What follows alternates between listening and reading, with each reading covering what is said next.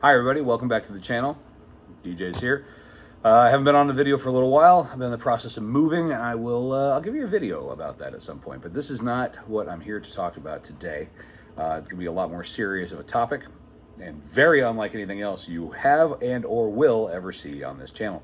I'm here to talk about the assassination attempt on Donald Trump and the current issue of dragging Matt from Demolition Ranch into this. There is a beeping from a backing up vehicle over there, and I apologize.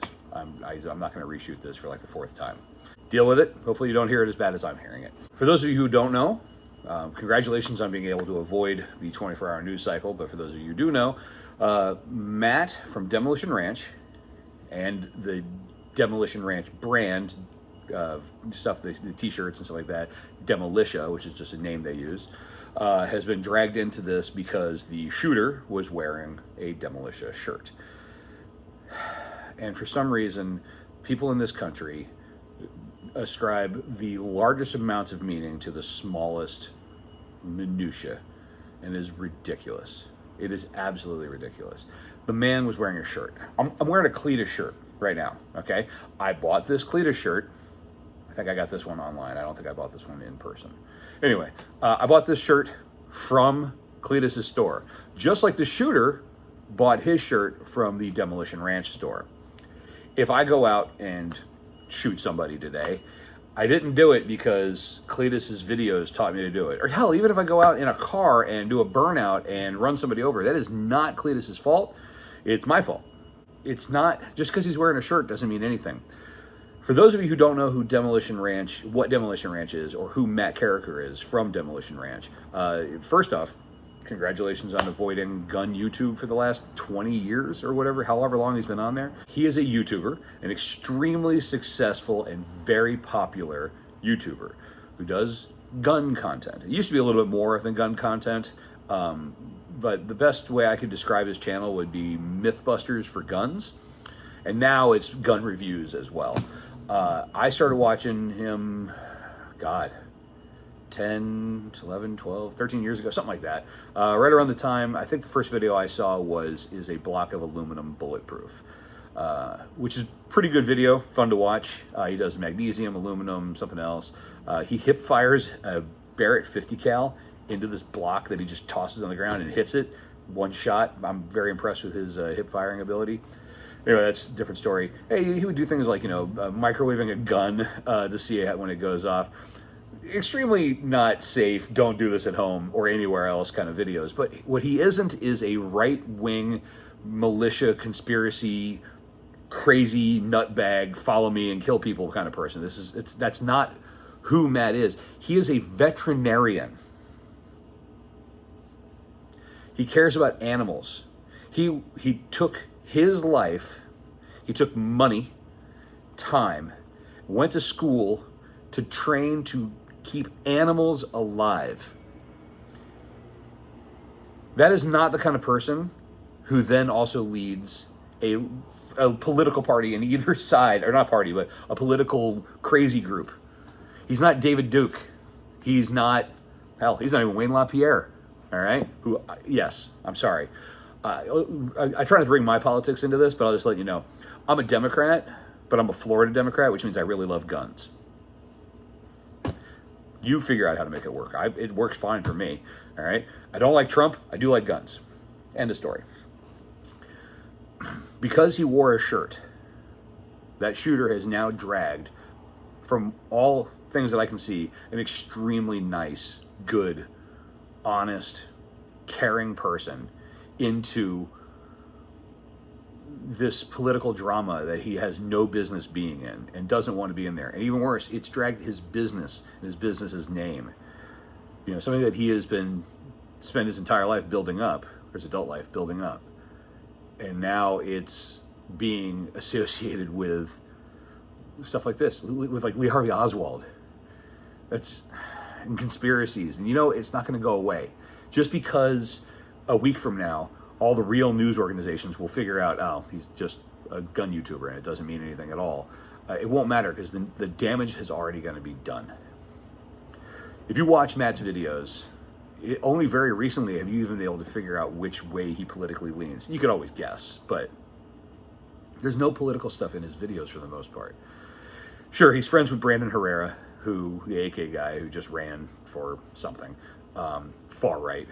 He's friends with Donut Operator, who does police shooting video breakdowns, and also very obviously leans to the right. But Matt has done a pretty good job of keeping it mainstream, keeping it out until, like I said, until recently. He doesn't deserve this, and people need to take a step back and breathe. So Matt has not formally addressed this issue on YouTube yet. He has posted on other social media that he is going to be making a video addressing this. At the time I'm filming this, he has not released that video.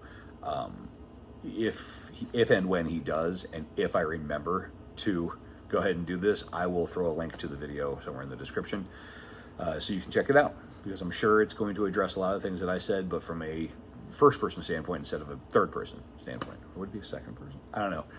I write books, but even I can't understand what second person means. Everybody calm down. Political violence is not the way to do things. It's not a way to affect lasting and real change. If you don't like Donald Trump and you don't want him to be president again, not only do you not vote for him, you make sure you vote for whoever the other guy is. Let's be real about stuff. We have a two-party system. If you don't vote for one of those two people, you are throwing away your vote. I'm sorry to say it, but it's true. A third-party candidate or a write-in candidate has no chance of doing anything other than spoiling another election. It's happened in the past. It will happen again in the future. If you don't like Biden, you don't have a choice. If you don't like Biden and you don't like Trump, which one do you not like more? Because you have to vote for the other one, or you're going to be stuck with the one you don't like. End of story. What you don't do is you don't go out and kill that person. You don't intimidate them. You don't intimidate their followers. You don't do anything like that, because that's not how this country is supposed to work. That's not how democracy works. We are supposed to be the shining beacon in this world of how a real representational democracy actually works. We cannot allow political violence to be the way things get done in this world. We can't. An assassination of a completely unheard of member of royalty kicked off World War I.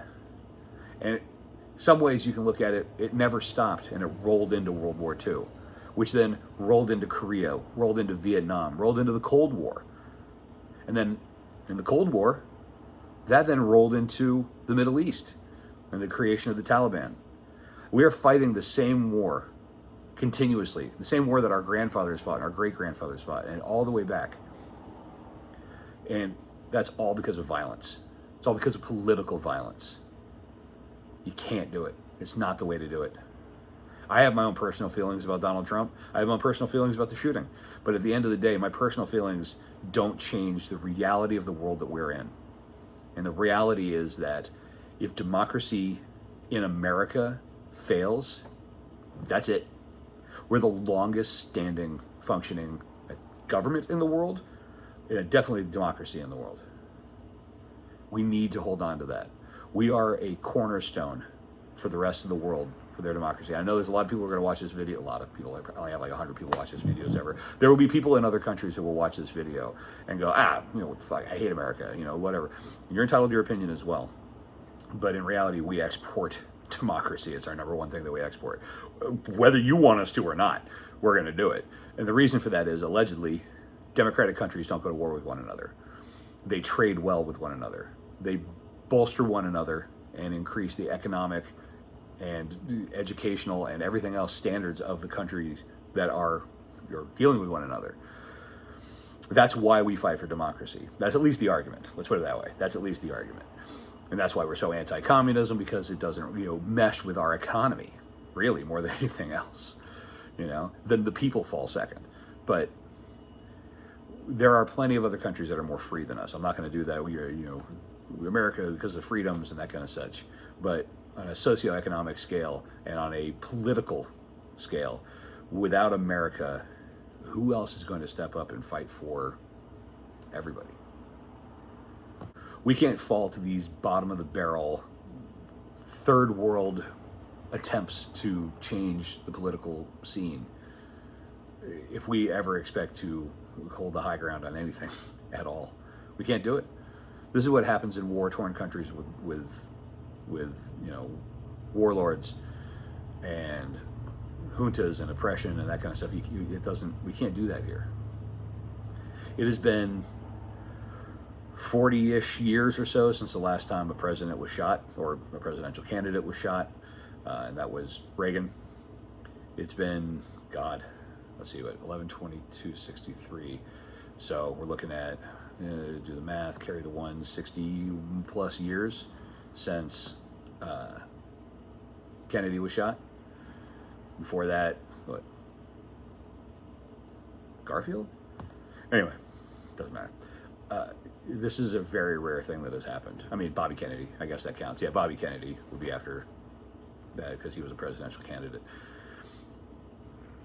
It doesn't happen in this country, and it doesn't happen for a reason. Now, we can get in an argument all day long about why this guy might have done this. We can get in arguments about how Donald Trump is the most unfit person to ever even consider running for president. We can get an argument of just how dangerous it is if he wins, but how much more dangerous is it if this becomes the norm? If shooting the guy because you don't like him becomes the norm.